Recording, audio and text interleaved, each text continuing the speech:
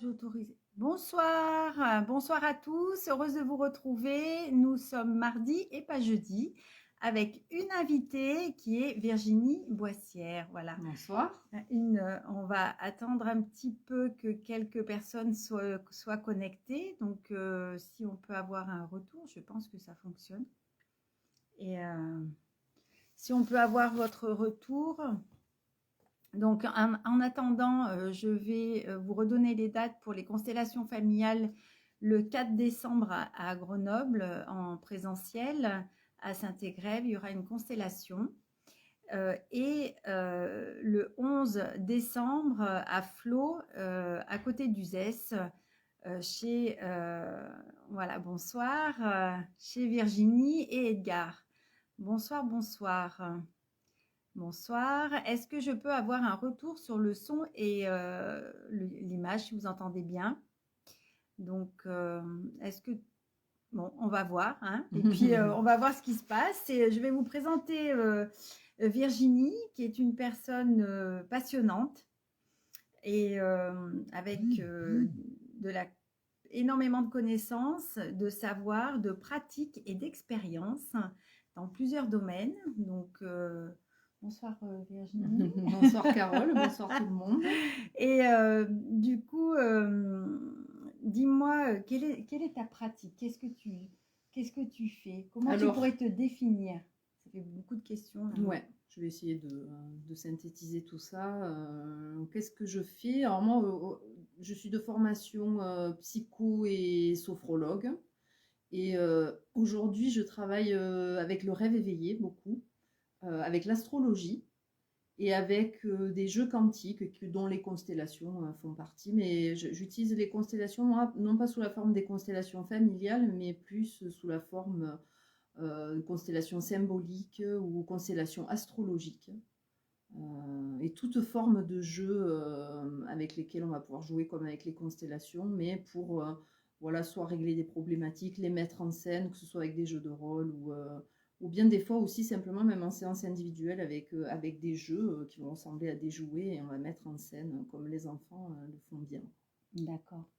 On va regarder si on a des questions parce que bon, je vais appuyer là, je ne sais pas trop. Non, c'est pas. Est-ce que on pourrait avoir un retour sur le son? Je vois que si vous avez des questions, n'hésitez pas à poser vos questions à Virginie et pour découvrir son travail. Et elle va nous parler. Ah, bonsoir, ouais. Bonsoir Catherine, bonsoir, bonsoir. Merci d'être là. Bonsoir. Donc oui, j'étais en train Virginie était en train de se présenter son travail. Et c'est une personne passionnante et qui nous apprend beaucoup et qui est aussi astrologue. Oui. Hein, donc, l'astrologie, c'est une de tes passions? Oui, passion. Hein, donc, elle a beaucoup de passion et je pense. Hein, donc, elle va nous parler, si elle veut bien, d'astrologie pour les grandes lignes ou... ouais, peut-être pas forcément les grandes lignes de l'année 2022 parce que je les ai même pas encore étudiées, mais quelques aspects en tout cas qui sont assez marquants et qui pourraient vous donner envie peut-être de poser le regard sur ces endroits-là dans vos vies et de savoir que l'énergie va être en tout cas des portes vont s'ouvrir sur ces planètes-là et peut-être vous donner des opportunités de nettoyage ou d'évolution tout simplement, mais qui vont parler aussi de transformation et d'évolution collective en fait. Voilà.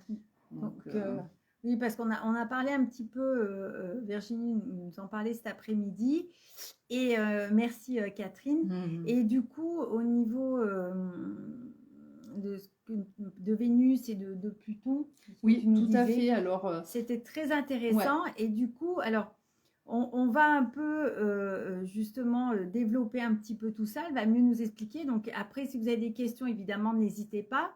Et puis aussi, j'ai envie de vous inviter à une idée que Virginie a eue.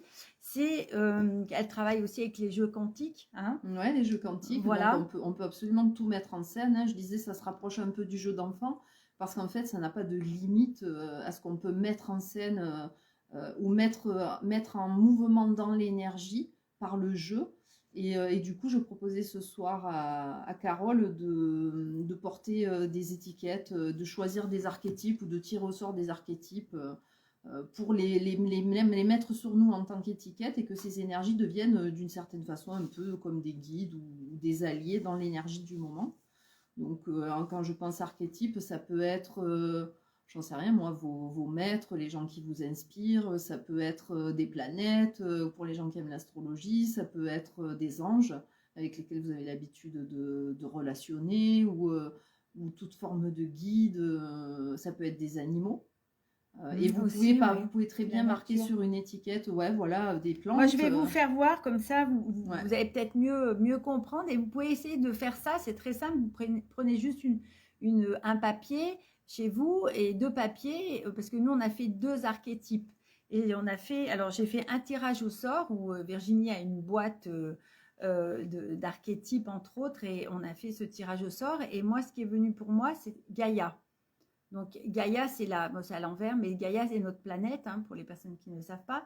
Et donc C'est la conscience de la Terre. La conscience de la Terre, voilà. Donc, et je vais mettre voilà, comme en constellation également, cette énergie, cette vibration de la conscience de la Terre sur moi et voir ce qui se passe.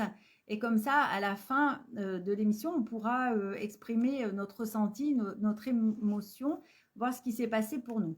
Et j'ai pour moi décidé d'avoir la vibration et l'énergie de Maître Philippe de Lyon. Parce que c'est son chouchou.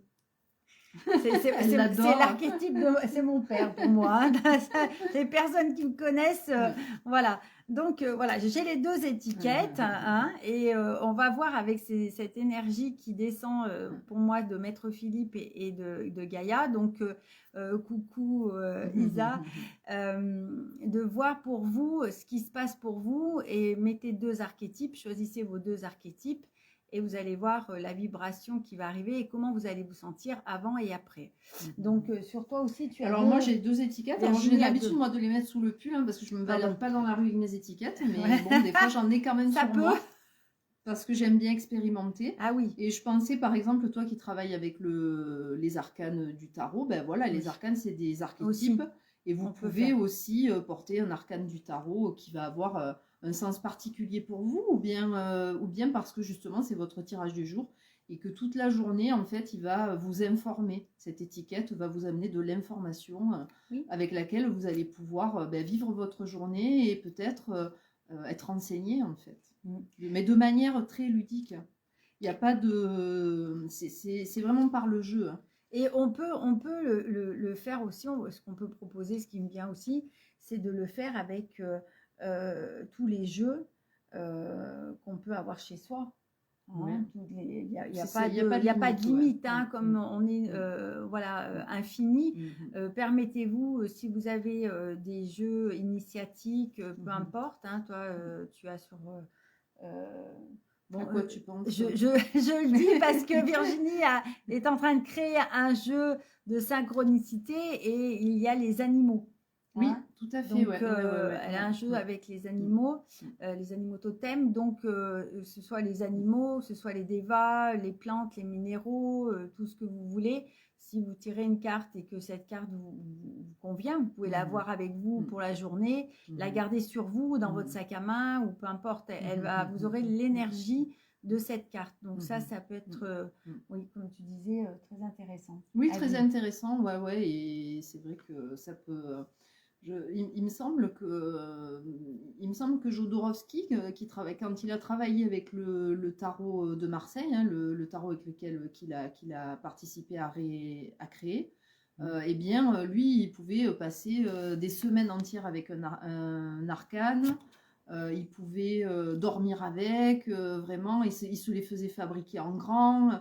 Voilà, et c'est comme ça aussi qu'il a intégré le tarot et à un niveau symbolique, comme si finalement ces symboles du tarot étaient des êtres vivants. Ce sont des êtres vivants. Les symboles, ce sont des énergies vivantes et qu'on peut relationner avec ces énergies-là en toute simplicité et du coup apprendre beaucoup de choses autrement qu'en passant par l'apprentissage traditionnel intellectuel en fait. Complètement. Qui est un complément mais qui n'est pas la seule voie d'apprentissage ou de connaissance.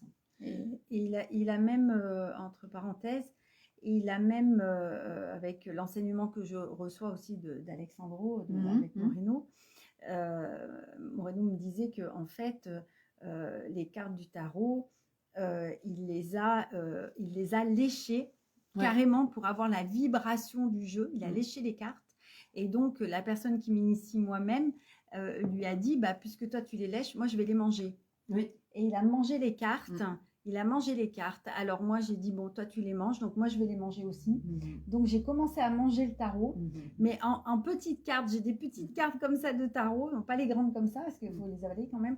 Et c'est un acte de psychomagie. Donc vraiment, c'est intégrer le tarot et à l'intérieur de soi, la vibration des cartes. Après, ce qui est important...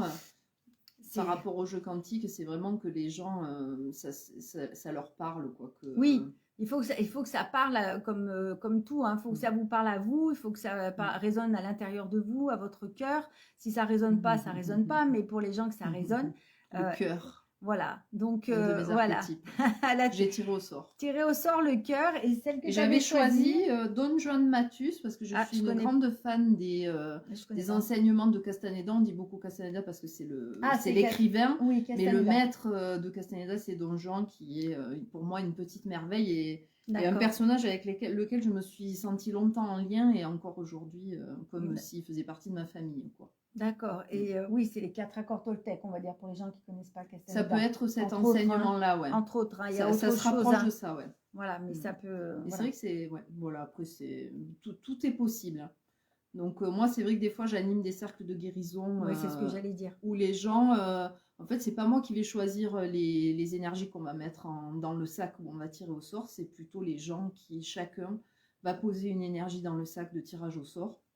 Et ensuite, les personnes présentes vont tirer au sort une énergie qui va pas forcément, qui va se redistribuer, peut-être pas forcément à la personne qui l'a mise dedans d'ailleurs, hein, mais ça permet aussi d'aller à la rencontre d'archétypes et d'énergies qu'on ne connaît pas et qui vont pleinement participer à ce cercle de guérison où des personnes vont passer au centre et recevoir un soin de tous les participants en fait. Donc voilà, ça fait partie des jeux quantiques que je peux proposer, ces cercles de guérison. Oui, parce que Virginie anime des groupes pour les soirs de pleine lune. Des rêveries avec le réveillé collectif, des rêveries collectives pour les pleines lunes. Très intéressant. Voilà, avec un apport très astrologique. Aussi, et de guérison, ça fait partie de la guérison. Oui, parce que de toute façon, chaque rêve tu fais en individuel et collectif aussi. Ça, c'est important de le dire pour les personnes qui le souhaitent et à distance aussi, parce que là, on est à côté du ZES à flot, exactement. Mais pour les personnes qui souhaitent faire cette expérience-là, Virginie travaille par téléphone, il n'y a pas de souci. Et en astrologie, tu fais les thèmes des personnes. Oui, tout à fait. Oui, je fais les thèmes et après je travaille aussi en astrologie vivante, c'est-à-dire dans la mise en scène astrologique. Et je commence à donner aussi des enseignements d'astrologie, pour l'instant en présentiel, une fois par mois sur des ateliers, où on va essayer aussi d'approcher l'astrologie avec un savoir... on va dire, une transmission intellectuelle, je ne sais pas trop comment le dire, mais en tout cas, j'essaie qu'elle le soit le moins possible, mais quand même un savoir concret. Par exemple, sur les planètes, chaque planète a une énergie ou des valeurs particulières, donc il y a une transmission à ce niveau-là, mais après, il y a toujours une partie d'astrologie vivante où on va aller à la rencontre, par exemple, des planètes, mais... de manière archétypale, chacun va ressentir la planète avec aussi la résonance qu'elle a pour lui par rapport à son thème astral. D'accord.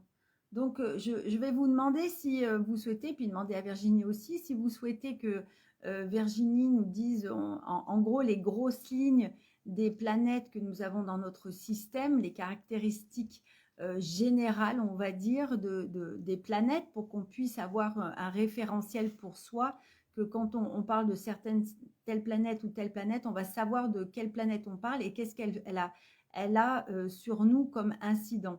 Donc, si ça vous intéresse, on peut développer ce côté-là en astrologie. Et après, Virginie nous donnera, comme on parlait de tout à l'heure, de Vénus et Pluton pour l'année prochaine. Peut-être c'est intéressant, sans aller rencontrer toutes les planètes, parce que sais pas si c'est très, très judicieux. Puis les planètes, elles ont tellement de résonance en fonction de comment elles se situent dans votre thème, dans quelle maison, dans quel signe. Donc ça donne une quantité d'archétypes presque phénoménale. Infini. Parce que si tu as par exemple Vénus en Sagittaire, c'est une forme d'archétype. Mais si tu as Vénus en Lion, c'est un autre archétype. Voilà, mais si tu as Vénus en Lion et en maison 2, mais qu'elle est conjointe à telle ou telle planète, ça va donner vraiment tout un tas de symbolismes qui sont différents les uns des autres, qu'il va falloir. Donc, ça, c'est quand même. Après, là, c'est vraiment plus pointu. Complexe. Donc, c'est vraiment le travail qu'elle fait et que je vous invite à vous découvrir et à apprendre à vous connaître avec cet outil d'astrologie, parce que il s'agit de vous. Hein. Donc, si vous avez envie de savoir comment vous fonctionnez, comment vous pouvez transcender vos fonctionnements et vous accueillir tel que vous êtes. Donc, ça, c'est un travail très, très intéressant et très pointu. Mais c'est vrai, juste pour, par exemple, Vénus, c'est... Vénus, c'est vraiment l'archétype... Bon, je pense qu'on connaît tous Vénus et Mars. L'amour, on va dire l'amour. Voilà. L'amour, hein, pour... L'amour, donc ça va parler des relations. Beaucoup, ça parle des relations, Vénus. Ça va parler... Mais pas que amoureuse. Pas que amoureuse. Voilà, c'est intéressant. Mais de l'affectif. Mais ça parle aussi de la relation amoureuse. Ça parle aussi du couple. Ouais, du couple et du ça cœur. Parle aussi de manière plus du cœur, ouais. Ça parle aussi de... En fait, Vénus, on pourrait dire, c'est l'amour dans les relations incarnées. Alors qu'on va avoir un autre archétype de l'amour dans les planètes, qui est Neptune, et qui va être l'amour spirituel, l'amour universel, l'amour inconditionnel. Et donc, c'est vrai qu'on va dire Neptune, c'est l'octave supérieure de Vénus. Mais Vénus, elle est l'amour incarné, qui est pas une chose simple, hein, et qui va nous demander, selon comment elle se place dans notre thème, un certain travail, ou va nous offrir aussi certaines qualités. Et l'amour, c'est aussi les valeurs. C'est les valeurs que je porte en moi. Qu'est-ce qui est important pour moi? Qu'est-ce qui compte, en fait? Mais Vénus, qu'est-ce qui me tient à cœur? Qu'est-ce qui me tient à cœur, exactement. C'est ça, Vénus. Hein. C'est vraiment... c'est le féminin aussi. Voilà. C'est l'archétype du féminin. Oui. Donc ça va parler de la part féminine aussi. Mais la part féminine, justement, ça va parler de la beauté. Ça va parler des arts. De tout ce qui va permettre de mettre les choses en beauté et qui, en cela, est relié au côté féminin de l'archétype de Vénus. Donc c'est vrai que cette Vénus, elle est vraiment... Bon, je ne sais pas si vous la voyez en ce moment dans le ciel, elle est très haut, on la voit beaucoup. On l'a vu tout à l'heure, on l'a vu, et c'est vrai que c'est vraiment tout de suite... la première à illuminer le ciel, hein, ah oui, Vénus. c'est impressionnant. Et elle... c'est pas pour rien, ça, symboliquement, que ce soit la première à allumer la nuit, comme disait un chanteur que j'aime beaucoup, j'aurais pas son nom là tout de suite, mais... c'est pas pour rien, c'est parce qu'elle est de toute importance pour nous, les terriens. En fait, Vénus, d'une certaine façon, elle est notre prochaine étape. C'est-à-dire, est-ce qu'on va réussir à élever cette Vénus et à vivre finalement dans l'amour, les uns avec les autres, dans les relations, au lieu d'être en guerre? C'est ça qu'elle nous pose comme défi, Vénus. Et donc, là, cette année particulièrement, cette fin d'année, c'est le mois de décembre, et toute l'entrée 2022, elle va nous faire travailler énormément parce qu'elle va faire des aspects très importants dans le ciel. Bonsoir. Le ciel astrologique. Donc, tout d'abord, il faut savoir qu'elle rentre actuellement en conjonction avec la planète Pluton. Donc, la planète Pluton, elle, c'est la planète des transformations. Quand tu dis en conjonction, parce que j'essaye de... Je ne sais pas si vous comprenez pas ou si vous avez des questions, n'hésitez pas. Hein, c'est important d'avoir des retours. La conjonction... Alors, la conjonction, c'est quand deux planètes... se rencontrent. Ouais. Voilà, elles sont l'une sur l'autre, en fait. C'est-à-dire que les deux énergies des deux planètes se fusionnent. Et ça n'en fait plus qu'une. D'accord. Comme si d'un coup... Vénus-Pluton, c'était plus qu'une seule énergie. Mais sauf que Vénus et Pluton, c'est des énergies très différentes. Et Pluton, c'est quoi? Pluton, c'est le dieu des enfers. C'est Hadès. Donc lui, on le prénomme le gardien de l'inconscient. Ça pourrait être la carte sans nom dans les tarots.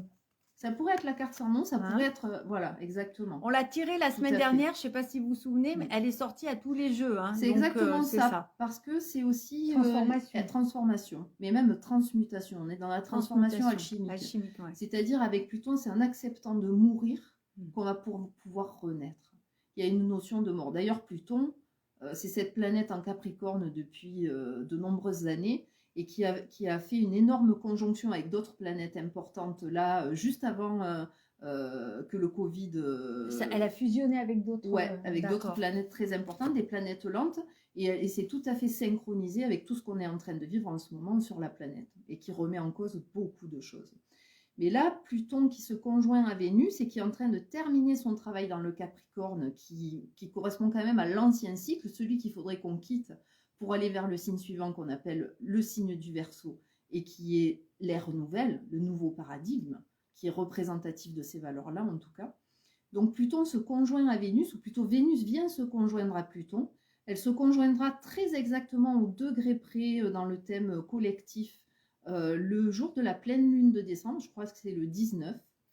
Et ça marque vraiment un travail particulier que Pluton, dans sa force de transformation, va obliger à faire à Vénus, c'est-à-dire on va être obligé de travailler en profondeur notre relation, nos relations affectives. Tout ce qui est... On ne pourra pas faire semblant. Ouais. Hein, on ne pourra pas faire semblant si on a des relations qui ne sont pas vraies. Ouais. C'est ça? Pas vraies, hein. ou qui... Ça ne tiendra pas. Voilà, où on se trompe, on se renie soi-même. On s'oublie. C'est aussi l'amour de soi. Ça va vraiment nous demander d'assainir nos relations et de voir aussi où est-ce que nous, on est dans des attentes ou des projections sur l'autre. Ça va faire un gros nettoyage. En tout cas, c'est la demande. Après, on va le faire, on ne va pas le faire. Mais c'est vrai que si on ne le fait pas, il va y avoir des étapes derrière qui vont, d'une certaine façon, nous enfermer de manière à ce qu'on accepte aussi de participer à cette évolution collective et qui ferait que aussi on prend nos responsabilités, c'est-à-dire dans les difficultés ou les souffrances affectives que je vis, ou dans les souffrances que je vis dans mes relations, je prends aussi ma responsabilité d'en faire quelque chose de différent. Alors il faut savoir que Vénus est maître du Taureau, maîtresse du Taureau, et qu'il y a un axe très important dans l'astrologie qu'on appelle l'axe des nœuds lunaires. Et cet axe des nœuds lunaires, tous les 18 mois, il change d'axe. Et là, il va changer d'axe en janvier. Et on va passer vraiment dans une... Alors, l'axe des nœuds lunaires, c'est la leçon d'évolution pour le collectif humain. C'est-à-dire qu'on va changer de leçon d'évolution. Pour tout le monde. Hein. Voilà. Et à partir de janvier, le nœud nord, donc le besoin d'évolution vers quoi on tend de l'âme collective, nous demande d'aller justement vers le Taureau. C'est quoi le Taureau? Et le Taureau, justement, c'est Vénus qui en est maître. Donc, c'est vraiment... Le Taureau, ça pourrait correspondre à l'écologie, à l'amour de la nature. De la terre. De la terre. Gaïa. Voilà. C'est pas pour rien que tu tires Gaïa, tu vois. Vous voyez, j'ai Gaïa sur moi, là, donc c'est vrai que... Et ça correspond aussi à la transformation. Alors, si je peux c'est-à-dire notre relation à l'argent aussi, et toute notre relation à la matière, voilà, va être revisitée. Oui. Et là, Gaïa, alors la connexion que j'ai, c'est assez rigolo, hein, parce que comme j'ai cette vibration sur moi, Gaïa voudrait dire qu'elle est en pleine... elle essaye de comprendre l'humain, le fonctionnement de l'humain. C'est comme s'il y avait cette conscience de la Terre avait un besoin de comprendre cette humanité qui est dessus et essayer de s'ajuster en fait. Il y a un besoin d'ajustement de la planète par rapport à l'humain et après elle pourra ou pas faire ce qu'elle doit faire, mais peu importe, mais il y a une forme de conscientisation par rapport à l'humain. En tout cas, c'est peut-être ce qu'elle demande aux humains. Peut-être que Gaïa, elle a besoin que nous, l'humanité... Communication avec elle. C'est ça, qu'on comprenne nous-mêmes comment on fonctionne. Parce qu'elle, de toute façon, elle est en train de monter en vibration. Et ça, c'est un fait. Elle monte en vibration. Et nous, on va suivre ou pas. Mais suivre, en tout cas dans les mois qui viennent, jusqu'au mois d'avril, eh bien, suivre cette montée vibratoire de Gaïa, c'est aussi comprendre ce que ce travail de Vénus-Pluton nous demande. Mm. Et comment est-ce qu'on on change la qualité de nos relations, et notamment dans la relation de couple ou la relation amoureuse. Qu'est-ce que des fois on attend de l'autre qu'on n'est pas capable de se donner à soi-même? Qu'est-ce qu'on a comme blessure enfouie et qui nous empêche finalement de vivre des relations saines, et qui va être avec Pluton, dieu des enfers, dieu de l'inconscient, va nous demander d'aller voir, ou bien même va faire émerger à la conscience, et qu'on n'aura pas le choix que de le voir et de le guérir. Il y a vraiment quelque chose, et en même temps, Vénus nous demande d'aimer aussi ces parts blessées, d'aimer, de les réintégrer, de fusionner avec. S'aimer soi-même. Ouais, et ça va être un travail de mourir et renaître à soi-même, mais aussi de renaître à la relation, de renaître à l'autre, dans une relation assainie en fait, purifiée. Pluton, il nous demande de purifier. Et pour les personnes qui sont seules, hein, parce que pas tout le monde est en couple, mais pour les personnes qui sont seules, c'est vraiment ce travail, si j'ai bien compris, d'aller voir ce qui se passe dans nos relations extérieures pour voir comment nous, on est avec à l'intérieur de soi et comment ça va résonner. Parce que c'est aussi bien avec vos amis, avec la famille, avec toutes les personnes qui vous entourent. Donc, si les relations ne sont pas assainies, comme tu dis, et on a travaillé là-dessus, conscientisé, ça va pas aller loin, quoi. Ouais, hein? Ou alors ça va clasher. Ça va clasher, hein. Tu as déjà vécu une expérience comme ça. On va tous... voilà, il faut se préparer à se dire qu'il va y avoir des clashs et que c'est la suite logique de Vénus et de Pluton, hein, c'est ça. Oui, mais après, c'est vrai que je trouve que c'est en ça que l'astrologie pour moi est d'une grande aide, c'est que je trouve qu'elle nous décrit un peu les portes ou les portails énergétiques qui s'ouvrent à nous. Et du coup, on est peut-être moins surpris à certains endroits de vivre. On peut être préparé. Voilà, on peut se préparer, se dire, ok, je sais que y a ça, donc je le prends moins de front quand il y a quelque chose qui se présente, et je suis vraiment invitée à réfléchir à cet endroit-là, à ma responsabilité, comment je reprends ma responsabilité, comment est-ce que je me remets droit dans la relation, et comment aussi est-ce que je respecte davantage l'autre. Parce que plus vous allez apprendre à vous respecter vous-même, ça c'est aussi une grande question de Vénus, plus vous allez être dans le respect aussi des autres. Il y a vraiment cette notion de comment est-ce qu'au bout du compte, on ramène la paix sur Terre. Finalement, c'est ça. Quelque part, on sait tous que c'est l'amour qui va c'est cette vibration-là. sauver ce monde. C'est cette vibration. Ou cette humanité. Tout à fait. Et après, c'est souvent, ce qui crée la douleur, c'est les souffrances. C'est les blessures qu'on a enfouies en nous, et qui du coup nous font réagir ou nous comporter d'une certaine façon. Et l'astrologie peut nous montrer justement comment on peut aller visiter ces souffrances et mettre des points à les cibler et à savoir si c'est plus dans un milieu... Alors l'astrologie individuelle, évidemment, elle peut vous montrer les différents défis de votre thème et le besoin d'évolution de votre âme, ce qui est... la direction qui est assez juste pour vous, même si elle n'est pas divinatoire, elle ne va pas vous dire exactement ce qui va vous arriver. Parce que vous avez toujours votre libre arbitre, et dans tous ces défis et ces cadeaux qui sont dans votre thème, vous allez dire oui ou non à des moments de votre vie. Mais en tout cas, dans une astrologie collective, elle donne des thématiques à des moments qui sont assez fortes et qui permettent quand même de mieux comprendre ce qu'on traverse tous ensemble. Et peut-être de se relier aussi à des endroits de partager aussi ces choses en commun. Et c'est vrai que là, ce travail de Vénus, il y a ce travail de conjonction, il y a ce passage des nœuds lunaires qui vont en taureau là au mois de janvier. Et cette Vénus, en plus, au moment où elle va dépasser Pluton, et puis là, elle va se mettre à rétrograder, c'est-à-dire elle va faire marche arrière. Et elle va faire marche arrière, donc elle va revenir sur Pluton.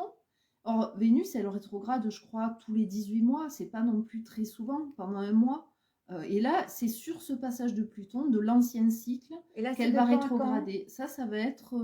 à peu près en moyenne. Ouais, je dirais du fin...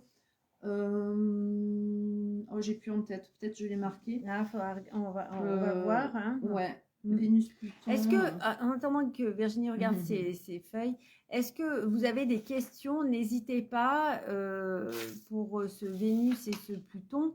Est-ce que vous avez bien, est-ce que ça vous parle? Est-ce que voilà, vous avez des questions par rapport à l'astrologie, précise ou pas, hein, peu importe, au niveau du collectif, au niveau individuel, si on peut répondre Virginie peut répondre à vos questions. C'est avec plaisir. Voilà. Donc en attendant, moi je vais continuer sur cette histoire de Vénus, hein, qui du coup, bon, je ne sais pas exactement quand, mais il semblerait que tout le mois de janvier, elle va rétrograder. En rétrogradant, Vénus, une planète qui rétrograde, nous demande d'aller chercher en nous les solutions. Donc ça ne va pas se passer à l'extérieur, cette histoire de Vénus, ça va vraiment se passer en nous. Il va falloir aller chercher dedans, dans les profondeurs, qu'est-ce qui se passe. Et elle va rétrograder, elle va reculer sur Pluton, et elle va aller rencontrer Mars dans sa rétrogradation. Mars, c'est quoi déjà? Alors Mars, c'est l'énergie du masculin. C'est le complémentaire d'une certaine façon de Vénus. Et elle va aller, c'est comme si la femme faisait un gros travail, le féminin fait un gros travail de remise en question, de rééquilibrage, de reconnaissance de soi, d'amour de soi, de reprendre aussi sa puissance. Et ça se passe à l'intérieur. Et à un moment donné, toujours dans l'ancien cycle, dans le signe du Capricorne, elle va rencontrer Mars, ils vont se conjoindre ensemble, ils vont avancer main dans la main, Mars et Vénus, parce qu'elle va se remettre direct au moment où elle rencontre Mars, ou un petit peu avant. Et ils vont avancer comme ça. Est-ce que ça pourrait être le feu divin? Parce que Vénus, c'est l'amour, c'est le féminin. C'est l'amour, ouais. Et Mars, c'est le feu. C'est l'énergie, ouais. C'est le désir, c'est l'action. Pour moi, c'est le Mars, c'est Bélier aussi, c'est mon signe. Mais c'est le feu, parce que le Mars, il a beaucoup de dynamique. En tout cas, il y a une proposition de couple sacré dans cette rencontre. Le feu divin, peut-être, oui, du moment que c'est le couple sacré, effectivement, Mars peut devenir le feu divin, sans doute. Et peut-être Vénus peut devenir l'eau divine. Oui, c'est ça. Hein, il y a quelque chose, peut-être, à ce niveau-là, au niveau des éléments, qui peut parler comme ça. Et c'est vrai que Mars et Vénus vont se mettre à avancer ensemble et ils vont parcourir tout ce signe du Capricorne main dans la main. Alors que le Capricorne, c'est vraiment l'ancien cycle. C'est ce qu'il va falloir quitter à un moment donné. Ces anciens schémas aussi, dans le couple du masculin et du féminin, comment on fonctionne ensemble. Et ils vont rentrer ensemble dans le signe du Verseau. Et ça a un sens fort, parce qu'au moment où ils rentrent dans le signe du Verseau, jusque-là, Mars était juste un petit peu avant Vénus. C'est lui qui la tenait par la main dans l'ancien cycle. Et en entrant dans le Verseau, qui correspond à l'ère du Verseau, le nouveau paradigme, le nouveau cycle, avec de nouvelles lois, de nouvelles façons de fonctionner, eh bien c'est Vénus qui prend la main et qui passe devant Mars et qui va l'accompagner. Et il y a vraiment pour moi quelque chose de très symbolique au niveau de la reconnaissance du féminin, de la puissance du féminin qui va peut-être être aussi cette énergie qui, une fois qu'elle a pu guérir et remettre en question, se réaligner à quelque chose de plus élevé, grâce finalement... C'est les blessures du féminin, hein, puisque comme tu m'as dit que le 11 décembre, j'organise une constellation, une journée, un marathon chez Virginie et Edgar, ici, dans le Gard, à Flot, à côté de Uzès. Et c'est une journée où tu m'as dit que justement il y avait il y a un aspect particulier. Je me demande, je crois que c'est sur c'est peut-être justement au moment où Vénus commence à rétrograder. C'est le jour de rétrogradation de Vénus, en fait, le 11 décembre. Voilà, donc c'est vrai que ça, c'est marquant quand même, parce que on se dit, une journée de constellation avec cette rétrogradation de Vénus qui vient de dépasser Pluton puis qui retourne sur lui, ça va être un gros travail. Il va y avoir sur vraiment les blessures du féminin, individuelles et collectives. Voilà. Et ça va se faire ça au niveau sociétal. C'est-à-dire que on voit qu'il y a déjà énormément de mouvements de femmes qui parlent sur ce qu'elles ont pu subir, ou tout ça. Au niveau des abus aussi. Hein. C'est vrai que Pluton-Vénus, ça parle de ça. Hein. Donc ça demande vraiment cette guérison collective. Et on peut imaginer qu'il va y avoir vraiment de nouvelles étapes dans tout ce processus-là, dans les mois qui viennent, avec cette idée que Mars et Vénus qui se conjoignent et qui rentrent ensemble dans le Verseau, et que Mars laisse passer Vénus devant. Il y a quelque chose d'assez beau au niveau des archétypes. Symbolique, hein. Le Mars, c'est on pourrait dire le masculin, et le Mars, c'est le Soleil, et Vénus, c'est la Lune en tarot. Donc c'est vraiment le couple dans le tarot, et c'est Oui, c'est l'autre couple. voilà. Alors en astrologie, le Soleil et la Lune, c'est un couple. Ah ouais, C'est les luminaires. Et d'accord. Mars et Vénus, c'est le couple Et amoureux. Voilà, et c'est le couple le plus élevé au niveau des tarots, hein, donc c'est l'équilibre entre le féminin et le masculin. Et ça pourrait être le symbole, je vous les montre là devant vous, ça pourrait être l'unification des deux, et la réconciliation des deux. Ça peut En être tout cas, ça, ça peut être hein, ça pour vous, si vous vous en emparez. Voilà, si Comment vous est-ce que faites vous le allez travail. mettre ces énergies et ces portails énergétiques ouverts à votre service? Comment vous allez les faire vôtres? Et comment vous allez vous-même aller à la rencontre de votre part de féminin blessé, même si vous êtes un homme, hein? Oui, homme ou femme, hein, Voilà, on est d'accord, tout on à précise. fait. Hein. Parce que le féminin, ça va vous ouvrir aussi sur tout ce qui est l'aspect beaucoup plus intuitif, réceptif, l'écoute du subtil. Et c'est vrai que bon, pour les hommes, c'est une vraie question aussi de s'autoriser à s'ouvrir à ces dimensions-là, où souvent ils ont été interdits, où ça se fait pas, où la sensibilité, c'est pas si simple, hein, pour les hommes, hein, ou l'aspect émotionnel. Donc ça pose pas simplement la question des femmes, ça pose aussi comment est-ce que je réhabilite cette énergie de Vénus en moi et qu'elle me donne accès du coup à des énergies qui ne sont pas forcément jusque-là disponibles dans ma vie. Ben là, peut-être, ça peut devenir davantage disponible pour vous.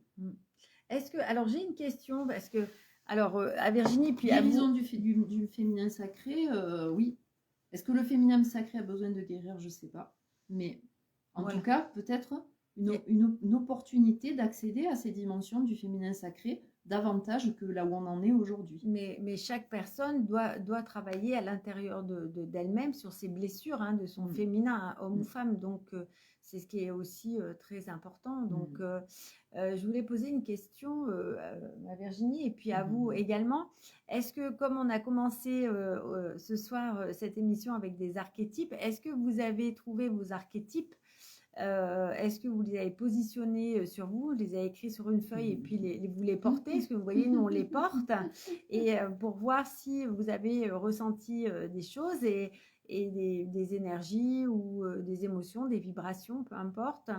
Et est-ce qu'on peut aussi avoir, par exemple, comme on va travailler Pluton et Vénus, est-ce qu'on pourrait avoir ces archétypes? Par exemple, si les personnes le souhaitent, mettre Vénus porter Vénus sur elle, ou est-ce que, qu'est-ce que tu en penses? Oui, tout à fait. Vous pouvez tout à fait porter Vénus sur vous. Vous pouvez tout à fait l'honorer même d'une façon quotidienne, en honorant votre féminin. Elle peut prendre différentes formes, hein. Vénus, ça peut être différents archétypes du féminin, hein, que ce soit moi par exemple, je pourrais être très attachée à Mère Marie ou à Marie-Madeleine, qui sont des archétypes plutôt christiques, mais ça pourrait être tout à fait des figures hindoues ou d'autres types de féminins. Ama, oui. Ouais, exactement. Allez vers ce qui vous parle à vous, en fait, et qui va vous permettre justement d'intégrer Vénus, qui est une dimension beaucoup plus vaste du féminin que ces personnages qui sont déjà même si ce sont des maîtres ascensionnés ou des êtres de dimension très élevée, ils sont qu'une partie de l'archétype de Vénus. Et Vénus, c'est tous ces féminins réunis d'une certaine façon. C'est quelque chose de plus vaste. Et pour les personnes, j'ai envie de dire, pour donner un coup de pouce, là, ce qui me vient aussi, pour donner un coup de pouce aux personnes qui auraient envie d'aller, qui sont en train de cheminer et qui sont sur le chemin qui s'éveillent, hein, de plus en plus, est-ce que on pourrait, ça pourrait être judicieux peut-être, si on met Pluton et Vénus sur un papier, puis on porte ce papier sur nous pour justement aller voir nos traumas. Si on sent qu'on a des traumas, mais que on a des difficultés ou avec son compagnon ou dans la vie, enfin peu importe, mais qu'on n'arrive pas à mettre le doigt dessus, est-ce que ça va nous aider, ça va nous faire remonter le trauma? Alors évidemment, il faut être aligné, il faut être ancré, il faut déjà avoir cheminé, hein, pour soi. Hein. Ouais, Qu'est-ce c'est que vrai t'en que penses? Pluton, ça peut faire remonter des choses, hein, donc C'est toutes les profondeurs, hein, ouais, c'est toutes les ça? profondeurs, dieu des enfers, hein, donc c'est pas n'importe qui Pluton, hein. Hein? Il faut vraiment, Mais ça peut être une aide. voilà, mais si vous vous sentez appelé, en fait, faites-vous confiance, hein. Là où vous vous sentez appelé, sinon vous pouvez aussi mettre différents archétypes dans un sac et faire comme moi je fais un tirage au sort. Vous connectez à votre cœur, vraiment laissez votre cœur vous montrer quel est le chemin. Et effectivement, à un moment donné, de toute façon, ce Pluton-Vénus, il va être dans le ciel, connecté à l'humanité entière, en train de nous faire travailler collectivement. Donc, il va se passer des choses. Donc, si vous avez envie de mettre une couche, parce que pour vous, ça bouge à ce niveau-là, et que vous vous en sentez la carrure, hein, vous pouvez tout à fait jouer avec ça, entre guillemets, hein. Mais peut-être commencer par Vénus. Oui, voilà, tout à fait. Mais c'est vrai que quand on a des difficultés pour une rencontre, pour moi, c'est qu'il y a des difficultés à se rencontrer soi-même. Oui. Donc, c'est Pluton, ça va aller à l'intérieur, on va aller à l'intérieur de soi. Pourquoi on n'arrive pas à se rencontrer soi-même? C'est ça la question qu'il faudrait se poser, Christiane, si vous avez envie d'apprendre à vous connaître. Donc, évidemment, en astrologie, si vous avez envie de développer, oui, vous pouvez mettre Vénus et Pluton. Mais ça va vous faire remonter, si vous voulez, vos traumas pour aller mieux les voir, les blocages, pour apprendre à vous connaître, hein. Et puis après, évidemment, si vous voulez faire un travail avec Virginie en astrologie, c'est possible. Et je vous invite à aller vous visiter à l'intérieur par le biais de l'astrologie avec Virginie. Parce que Virginie, moi, je trouve que c'est clair, c'est limpide quand tu parles. Puis, comme elle est passionnée, il y a une autre dimension et ça donne envie d'apprendre à se connaître et de savoir ce qui se passe chez nous, à l'intérieur de nous. Donc, c'est important. Donc, oui, vous pouvez faire l'expérience. Si ça vous parle, Christiane, de mettre Vénus et Pluton sur vous pendant un certain temps, tu pourrais conseiller combien? Un cycle de combien? C'est la personne. Non, j'ai pas de règle à ce niveau-là, si ce n'est d'être toujours à l'écoute du ressenti. C'est-à-dire, si tu portes Vénus et Pluton et que tu le fais 2 jours et ça va pas du tout, arrête. Tu vois, ne te mets pas en difficulté. Mais par contre, si c'est pas forcément confortable, mais que ça fait remonter de l'information et que tu sens que tu tiens un fil intéressant, continue, tu vois. Voilà. L'idée avec Pluton, c'est une porte ouverte sur l'inconscient, c'est pas de faire remonter ce qu'on n'est pas prêt à voir. L'idée avec Pluton, c'est d'accueillir ce que justement on est prêt à transformer. Et que c'est pas forcément confortable, mais ça nous met pas en danger, ça nous met pas en difficulté au-delà de nos forces. Et j'ai envie de dire, l'inconscient, puisque je travaille avec l'inconscient, si on porte Pluton sur soi, c'est l'inconscient, mais est-ce que l'inconscient, c'est évidemment, je pense, ses propres limites et qui peut nous dévoiler à nous-mêmes ce que nous-mêmes, on est prêt à conscientiser et que ça va ouvrir une petite porte.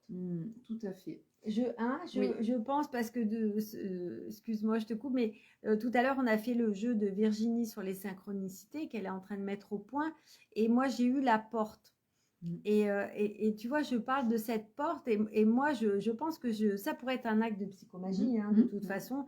Mais je pense que je vais faire cette expérience puisque, évidemment, dans mon inconscient, l'inconscient se libère de plus en plus quand on est prêt. Et il n'envoie pas tout en même temps, parce que si il envoie un gros paquet d'informations, là on peut pas intégrer et on peut complètement disjoncter.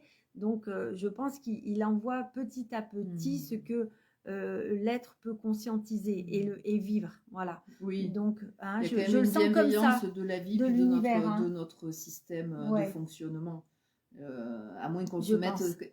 Après, c'est toujours pareil, c'est comment est-ce que vous... Il faut avoir le discernement de dire stop. Si c'est trop, on dit stop, on s'arrête. Et puis aussi d'être toujours... moi, je dis toujours, placez-vous dans votre cœur, dans quel type de relation avec vous-même vous êtes.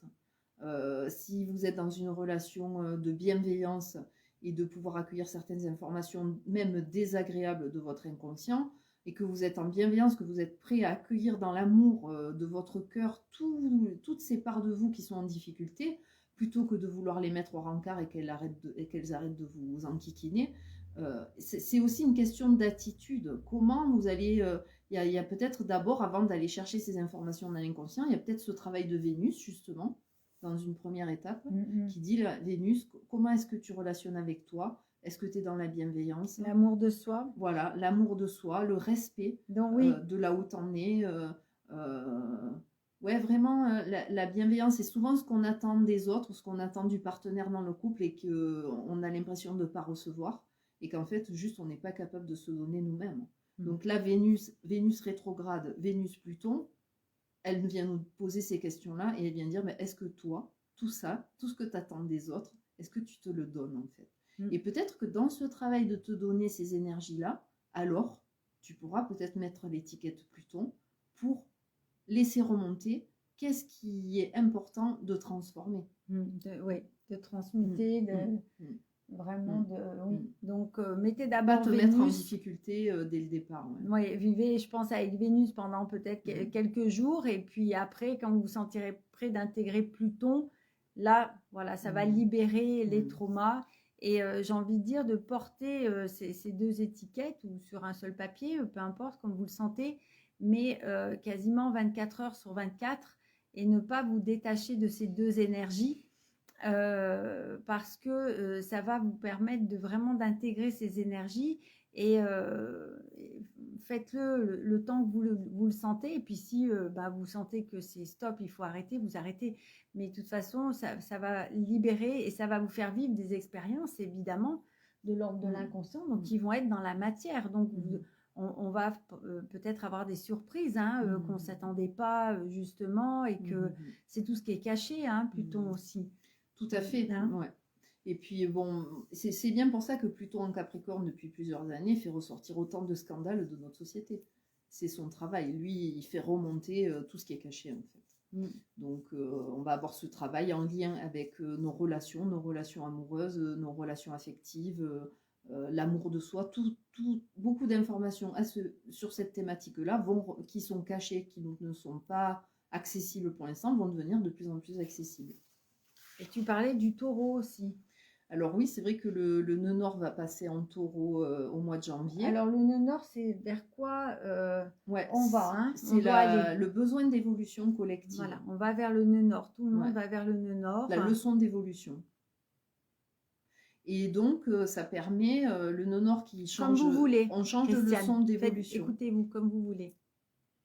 On change de leçon d'évolution en janvier. Ça fait 18 mois qu'on est dans l'axe Gémeaux Sagittaire, qui pose des questions, ou plutôt Sagittaire avec le nœud nord en Gémeaux, qui dit, par exemple, moi je trouve que ça a beaucoup de sens par rapport à tout ce qu'on vient de vivre depuis 18 mois, c'est le savoir n'appartient pas à quelques initiés. Le nœud sud est en Sagittaire. Et le nœud nord est en Gémeaux, non, il appartient à tous, tout le monde. Et c'est dans ton quotidien, c'est dans ton ressenti que tu vas trouver des réponses qui sont uniques. Ces réponses, c'est toi qui les as en toi. Il n'y a, plus de disciples ou de maîtres comme on pouvait avoir. Voilà. Le Sagittaire, il pose son maître. Il pose vraiment comme si certains sujets avaient le savoir et pouvaient mieux le transmettre que d'autres. Oui. Ça, c'est ce qu'on aimerait bien nous faire croire aussi. Mais c'est faux. On sort de cet axe-là depuis 18 mois, on travaille là-dessus. Oui. Comment est-ce qu'on retrouve notre discernement? Oui, on a le droit d'avoir des opinions. Oui, elles peuvent être différentes de l'opinion collective ou médiatique. Et donc, il y a eu tout ce travail. Et là, on rentre dans un nouvel axe qui est le Scorpion-Taureau. Donc, le nœud sud en Scorpion, le nœud nord en Taureau. Alors déjà, d'emblée, ça pose la question, le Scorpion de la mort et le Taureau de la vie. Donc, est-ce que le nœud sud nous dit... Ça suffit, là, maintenant, il va falloir quitter cette obsession de la mort, ou cette peur de la mort. Ah oui. Voilà, pour aller vers la vie. Est-ce qu'on arrête de vivre? En France, on est non, vraiment... le nœud nord en Taureau nous dit, continuons à vivre, arrêtons de vouloir contrôler la mort qui est incontrôlable. Voilà. Donc, moi, je pense que ça a un sens profond. On va passer 18 mois dans cette énergie-là. Et qui est de transformation. En fait, c'est la peur de se transformer. Ouais. On a peur de la mort. On a peur de se transformer, parce que la mort est une transformation, est un passage. Donc, pour toutes les personnes qui pensent, qui croient à la réincarnation, donc on a peur de se transformer et d'évoluer. Oui, exactement. Donc, Alexandro dit, tu as peur, mais ne sois pas lâche. Oui, donc, fais, à défaut de rien faire. Donc, si ça peut vous aider. Voilà. Donc, tout à fait, on est vraiment sur cet archétype-là. Donc, c'est vrai que... effectivement, quand on voit ce travail de Pluton et Vénus, ben, Vénus est maître du Taureau et Pluton maître du Scorpion. Donc ça nous parle complètement de cet axe d'évolution qui change à partir du mois de janvier. Donc déjà, on est censé avoir bien travaillé nos opinions personnelles sans se laisser influencer. Savoir ce que l'on veut. Par notre ressenti et donner de la valeur à ce qu'on ressent.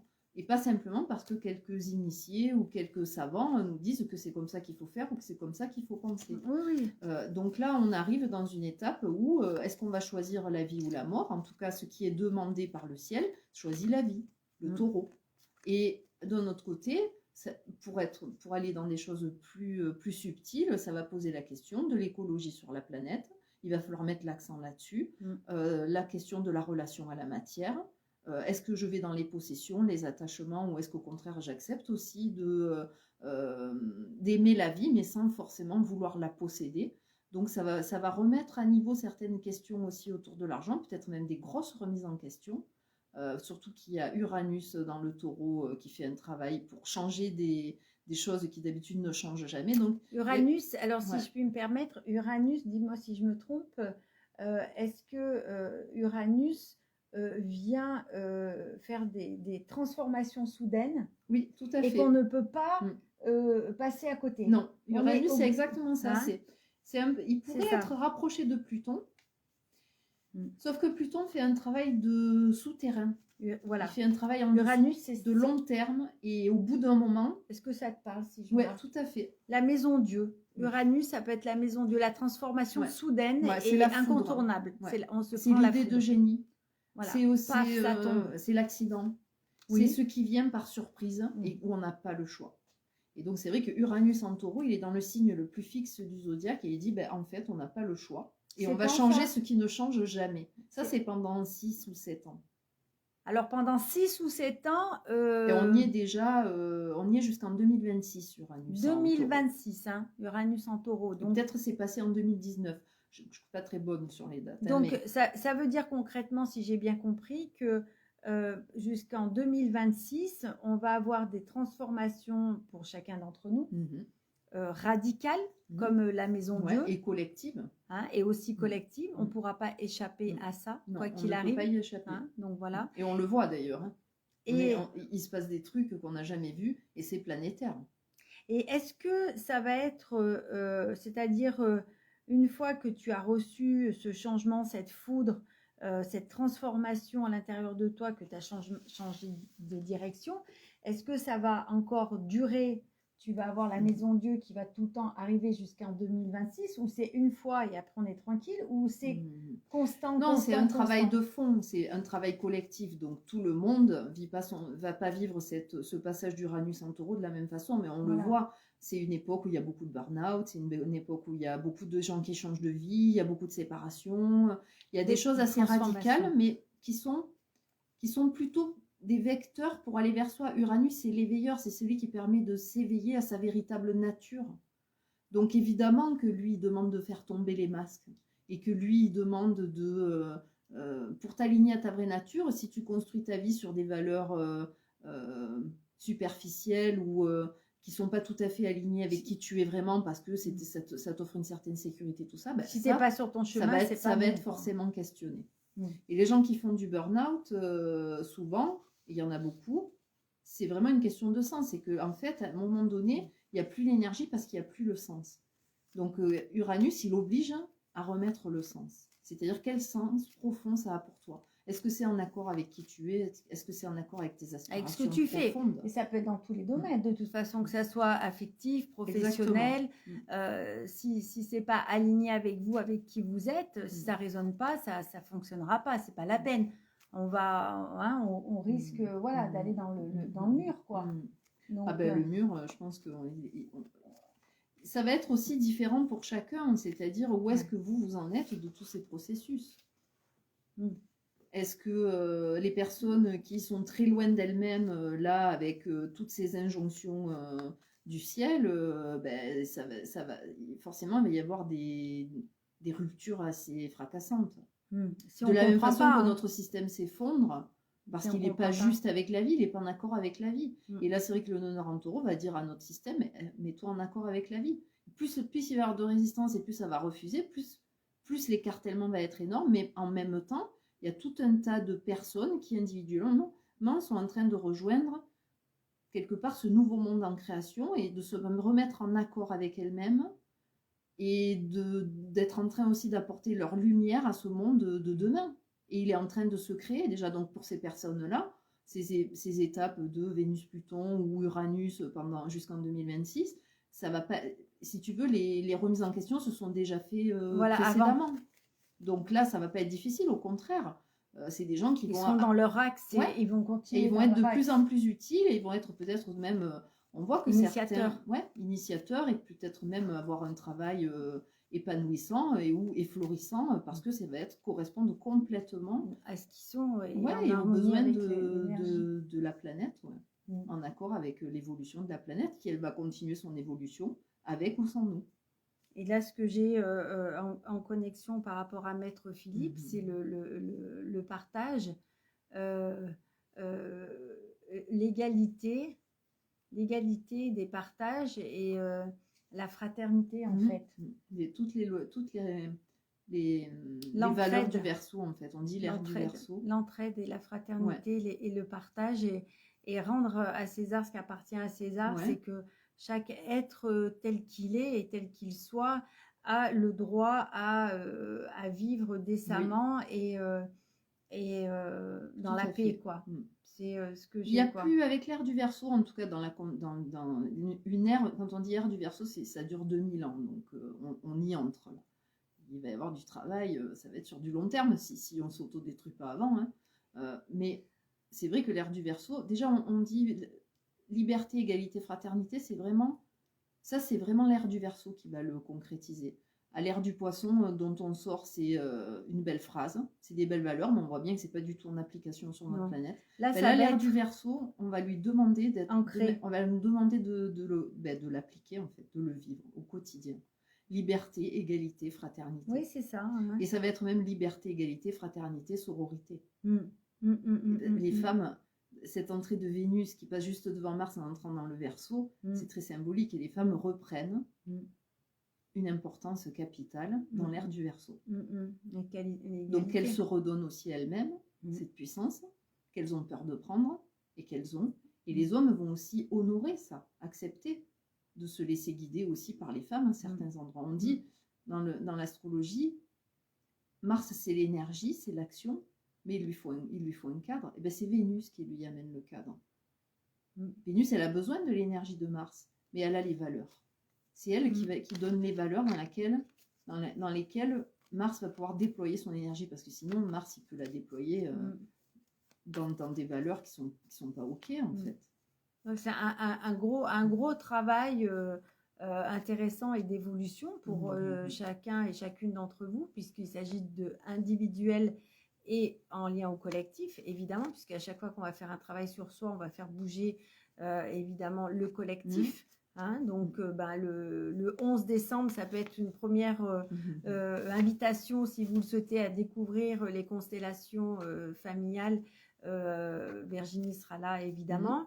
À Flot, à côté d'Uzès, pour justement ce jour-là libérer les traumas sur le féminin, hein, puisque ça tombe ce jour-là. Donc ça peut être pour vous, si vous le souhaitez, merci Catherine, une expérience à découvrir. Et puis pour les personnes qui sont à Grenoble, c'est le 4 samedi qui arrive. Donc, à vous de voir si ça vous parle. Et comment vous vous sentez si vous avez vos archétypes sur vous. Et Virginie, comment tu te sens avec Don Juan Mathus? Moi, je me sens...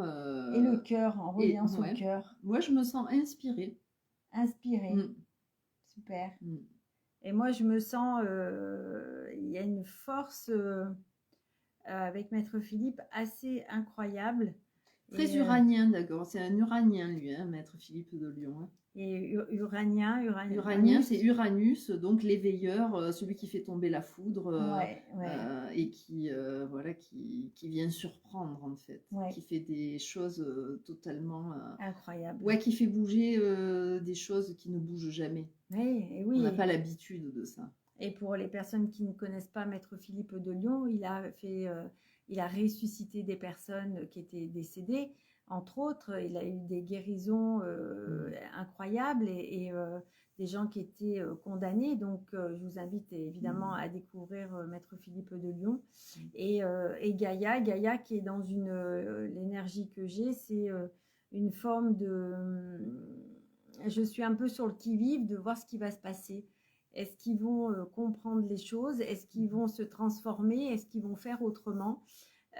Puisque s'ils ne comprennent pas, eh ben, merci Catherine, il se passera ce qui se passera, mais voilà, ils prendront leur responsabilité. Voilà. Donc Virginie, est-ce que tu aurais envie de tirer une carte, 3 cartes d'ailleurs, Ouais, avec plaisir. au niveau des tarots pour est-ce que tu as on va dire, qui peut résonner pour toi et pour les personnes qui sont là, en lien au collectif? Est-ce que ça peut être, puisque c'est bientôt l'heure et on va... Est-ce que ça te dit? Ouais. Donc on va voir. Je vais mettre... Je pose une question. Alors, ça peut être une question. Une intention ou juste on peut demander. Qu'est-ce qui te parle à toi déjà? Et qu'est-ce que le tarot qu'est-ce aussi... que le tarot pourrait dire de cet alignement Vénus-Pluton, Vénus rétrograde? Tiens. Qu'est-ce que lui, comment il nous le raconte, lui, cette histoire? Vas-y, mélange. Et on va voir ce que le tarot nous dit par rapport à cette évolution avec Vénus et Pluton. J'espère que vous avez appris beaucoup de choses et comment que... alors, tu étales et puis tu prendras 3 cartes. Et les 3 cartes, on va dire que c'est l'évolution du moment, la première. Deuxième, ce qu'on aurait à comprendre et à travailler. Et la troisième, l'évolution vers quoi on tend pour comprendre ce travail avec Pluton et Vénus. Donc, on voit... voilà. Donc, première carte, vas-y. Ah, le jugement. Super. Le jugement, c'est ce que tu disais, hein, c'est vraiment sortir de sa tombe.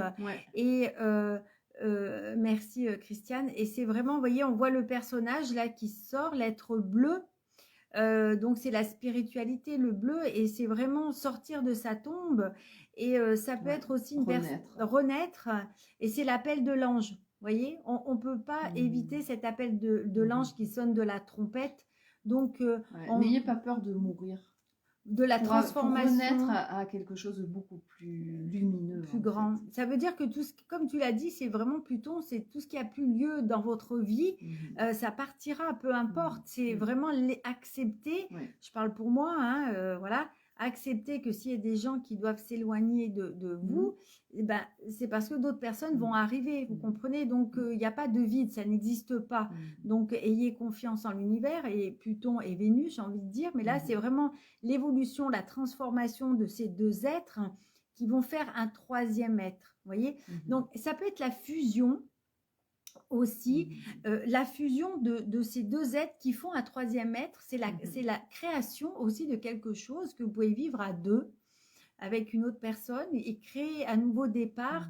Alors, c'est pas forcément un enfant, mais ça peut être un nouveau projet, une nouvelle dynamique, quelque chose de nouveau dans votre vie qui peut se faire à deux, puisqu'il y a les deux personnages. Création, de toute façon, Vénus, ça parle des relations. Bon, voilà. C'est pas tout seul, mais c'est aussi comment moi je relationne à mes parts intérieures. Oui, c'est ça, c'est ça. Et c'est aussi, alors, il y a aussi peut-être des personnes dans le côté où il faut lâcher le passé, c'est-à-dire que peut-être une personne du passé qui peut remonter et faire surface dans votre vie. Et là, vous n'allez pas comprendre ce qui se passe. Donc, posez-vous les bonnes questions. Est-ce que c'est encore d'actualité? Est-ce que ça me convient? Est-ce que c'est actuel dans ma vie? Est-ce que je peux continuer à être avec cette personne ou pas? Ou un travail, ça peut être quelque chose qui revient, hein, pas forcément une personne, hein, mais posez-vous les bonnes questions pour ça. Voilà. Donc, Tout à fait. C'est vrai qu'avec cet axe des nœuds Scorpion, Taureau qui va être là pour 18 mois à partir de janvier, ça pose la question: accepter de perdre pour gagner. Ouais, c'est ça. Alors la deuxième carte, Ah bah tiens, bah voilà, regarde. Alors ça, c'est vraiment C'est super. le monde. Ça Donc, nous- c'est des voilà. belles cartes hein, quand même. Hein. Ah bah c'est toi qui les as tirées, donc Non, mais avec ça donne l'énergie, le ton sur la demande c'est de réponse c'est collective. aligné là. Hein. C'est-à-dire que si on accepte de faire ce travail, voilà ce qu'on gagne. C'est-à-dire qu'on Eh gagne ouais. tout en fait. Voilà, la première, C'est celle-là. l'éveil. Mm. Et c'est aussi arrêter, coucou Stella, c'est aussi, ok, c'est aussi accepter de arrêter de se juger, Oui. puisque celle-là, c'est le jugement, vous voyez, le jugement. Ça, c'est un très bon travail, arrêter de se juger Ah, pour pouvoir s'accueillir. Voilà. Même dans les pires parts de vous. Voilà. Et arrêter de se mentir. Jugement, le jugement. Donc, on se juge et on se ment. On se ment à soi-même, on se juge soi-même. Donc, pourquoi on se juge et pourquoi on se ment à soi-même? Parce qu'on a peur. Mais de quoi on a peur? C'est là où il faut aller voir. Hein. Donc, c'est vraiment cette carte, elle vous invite à faire ça, hein, d'aller vraiment dans ces profondeurs de Pluton. Hein. Ouais, puis celle-là, elle est belle, hein, parce qu'on Ouais. voit ce personnage au milieu, il est auréolé là, dans cette couronne presque de récompense, Oui. et il est nu. C'est-à-dire qu'il y a quelque chose, il n'y a pas de voile. Hein. Ouais, il n'y a pas de voile. C'est ça, il n'y a plus rien qui est caché, justement. L'inconscient est libéré. Il y a les 4 énergies, tu vois, autour. Hein. Il y a le taureau. Hein, aussi, et justement, et en face, vous allez voir, c'est l'aigle, souvent. Mais l'aigle, c'est la partie évolutive du scorpion en astrologie. Voilà. On dit quand le scorpion, il a dépassé son stade égotique, il peut devenir l'aigle, c'est-à-dire s'élever. Au-dessus des contingences de la matière. Une vision plus large et plus haute. Et là, cette carte, ce qu'elle nous demande à travailler, donc évidemment, il faut qu'on aille dans le monde, c'est aller vers les autres. Hein, donc, parce qu'on a la capacité, on a la force quand on s'est transformé. Mais c'est aussi sortir, parce que le monde, il a les 4 énergies. Il a énormément de potentiel, de savoir, de connaissances, il a tout. Mais qu'est-ce qu'il va offrir au monde? Si vous restez chez vous à pas sortir et toutes les connaissances que vous avez et tout ce que vous avez acquis et vous n'allez pas le transmettre au monde, ça ne sert à rien. Donc, parce que là, on est dans l'œuf, on est dans la gestation. Tu vois, le personnage, il est dans l'œuf. Donc, si le personnage ne sort pas de l'œuf, vous n'allez pas à l'extérieur pour aller voir ce qui se passe et redonner votre savoir et qui vous êtes. Bah, c'est votre lumière. Voilà, c'est donner la lumière au monde aussi. Hein. Vous avez quelque chose d'unique à offrir à ce monde. Voilà. Trouvez-le et offrez-le. Voilà, voilà, cette carte nous demande d'aller dans le monde. Hein. Oser aller dans le monde. Hein. Le mot oser fait partie de la magie aussi. Et donc la troisième carte, énorme. Ben, moi je vous le dis, c'est quand même des beaux présages. Franchement, on aurait voulu le faire, il aurait fallu qu'on triche. Parce que là, c'est l'étoile et c'est quand même assez exceptionnel comme tirage. Vraiment, vraiment, ça nous invite, hein, parce que là, on est vraiment le 20, 21, voilà, et on est vraiment dans une évolution. Et l'étoile, c'est vraiment l'information de l'univers qui descend dans du féminin. En plus, cette carte, c'est une énergie féminine, hein, parce qu'on voit cette femme qui est nue. Elle est nue parce qu'elle est vraie. Donc, c'est s'accepter soi-même tel que l'on est, arrêter de se juger, de se mentir et de se voir avec ses défauts, ses qualités, pour pouvoir retransmettre et redonner à la terre, hein, vraiment la terre, vous voyez, elle déverse les 2 jarres de totalement inspirée des étoiles, quoi. Voilà, son intelligence et sa spiritualité qu'elle redonne à la terre-mère. Donc, c'est vraiment accepter cette transformation, cette initiation et d'être le plus sans voile avec soi-même, être vrai avec soi, en fait. Hein. Ouais, super, très beau choix. Eh ben, bravo, hein. J'adore cette carte. Et c'est vrai que dans la carte de l'étoile, il n'y a pas beaucoup de cartes du tarot, de ce tarot, il y a du noir. Et donc, la carte de l'étoile, il y en a. Et le noir, donc il y a du noir dans la carte sans nom, que tu as montré plusieurs fois. Oui. Où il y a presque une moitié de tout le sol est noir. Le sol de transformation. Oui. Il y a une autre carte, je crois que c'est le diable. Ça fait partie, oui. Et là, en fait, il y a juste une bande en bas dans la carte du diable où il y a du noir. Et il y a celle-là où il y a juste un petit oiseau. Je ne sais pas si vous le voyez, il est là. Le corbeau? Ouais. Oui. Un corbeau. C'est ma synchronicité. Hein. Voilà, oui. Et du coup, c'est vrai que ça montre que Comme si cette carte, elle avait réussi à faire justement de tout ce qui était trouble dans son inconscient, quelque chose qui est prêt à s'envoler. C'est très symbolique hein, par rapport à tout ce dont on a parlé ce soir. Ce tirage, il m'émeut, moi. Oui, Magnifique. oui, complètement. Et c'est vrai que cette terre-là, c'est une terre de... C'est le corbeau qui va aussi se transformer. C'est l'humus, pardon, et c'est la transformation de la terre. C'est le... tu sais, quand tu fais du jardin, c'est le compost. Le compost, en fait, c'est le compost, hein, parce que là, on voit bien que sur la carte sans nom, vous voyez, il y a du boulot. Il y a du boulot et il y a de la transformation. On voit, il y a des os, il y a des mains. Donc, c'est vraiment ce mélange de l'être humain, cette transmutation alchimique qui va faire qu'on va dans un jardin, quand on met du compost, et ben après ça repousse. C'est fertile, quoi. Et c'est fertile, voilà, c'est la fertilité. Là, c'est la transformation. L'oiseau s'envole pour faire une transformation et apporter ce qu'il doit apporter aussi en reliance avec cet être. Puis moi, voilà. Je trouve que ce qu'elle dit aussi, cette carte, c'est n'ayez pas peur de vous relier aux étoiles. C'est pour ça aussi que l'astrologie connaît une telle expansion en ce moment, et c'est pas fini, c'est que le début, c'est parce qu'on va apprendre petit à petit à se relier à nouveau aux étoiles, à recevoir des enseignements des étoiles, de tout ce cosmos qui nous entoure. N'ayez pas peur de recevoir des guidances de vos frères des étoiles. Il y a quelque chose là de l'enfant intérieur qui sait se connecter à plus grand que soi, qui sait recevoir de l'inspiration. Allez chercher au-delà de vos souffrances, au-delà de votre incarnation, au-delà de votre histoire personnelle, même s'il est important de la régler. Regardez aussi le ciel, et acceptez que cela puisse vous aider. Comment est-ce que vous vous reliez à ces dimensions-là et comment vous vous estimez suffisamment digne de pouvoir recevoir cette information ou cette guérison de vos frères des étoiles. D'ailleurs, moi j'aime bien dire frères des étoiles parce que c'est pas supérieur, inférieur, c'est au même niveau. Et quand on va se remettre au même niveau que le cosmos, que les étoiles et nos frères des étoiles, on va être éveillé en fait. Et j'ai envie de rajouter, là on avait une question, excuse-moi, sur le nombril, là, elle a une bouche et puis c'est vraiment aller voir à l'intérieur de votre ventre, hein, puisque votre ventre, c'est le deuxième cerveau, et moi je dirais même le premier pour moi, parce que toutes les émotions sont à ce niveau-là.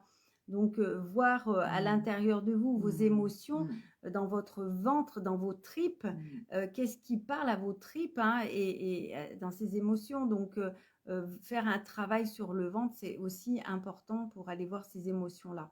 Voilà. Donc, merci beaucoup Virginie pour ces cartes magnifiques, hein, ce tirage que je vais remontrer à tout le monde, et d'évolution avec Pluton et Vénus. Hein. Donc, c'est un beau projet. Hein. Merci, merci à eux. Voilà, merci au tarot, et voilà, je les remontre. Hein. Et puis, donc, oui, c'est une bouche. Hein, on va goûter, on va vivre, parce que la bouche, c'est comment on avale avec la bouche, on mange, donc on va avaler ses émotions. Qu'est-ce qu'on en fait? Elles sont à l'intérieur de nous. Donc, c'est tout le travail d'aller voir au niveau du ventre sur vos émotions. Voilà. Donc, on va peut-être se quitter. Et puis, je vous invite, si vous le souhaitez, à découvrir Virginie chez elle, à Flot, à côté d'Uzès, pour les personnes qui ne sont pas loin et qui ont envie de faire un travail initiatique avec Virginie. Et si par téléphone, donc on peut donner ton téléphone? Oui, donc moi j'ai un site internet www.sophrologie-gard, G-A-R-D le département, -gard.net, voilà. Et 06 13 07 27 49. Et j'ai un compte, j'ai une page Facebook qui s'appelle L'Art de rêver. Super, donc on va redonner encore une fois pour les personnes qui souhaitent prendre ton téléphone, le 06 13 07 27 49. Voilà, donc n'hésitez pas à faire ce travail avec Virginie. Je vous invite... les constellations le 11 décembre. Voilà, le 11 décembre. Une belle rencontre, un marathon. Un marathon de 11 heures, hein, pour les personnes qui n'ont pas peur, en plus... d'y aller fort. Voilà, et puis... Pour la rétrogradation de Vénus. En plus, Vénus sera là aussi, hein, et Virginie a beaucoup d'autres potentiel, puisque quand tu dis Vénus, ça me fait penser à tes créations. Merci. Et oui, merci à vous.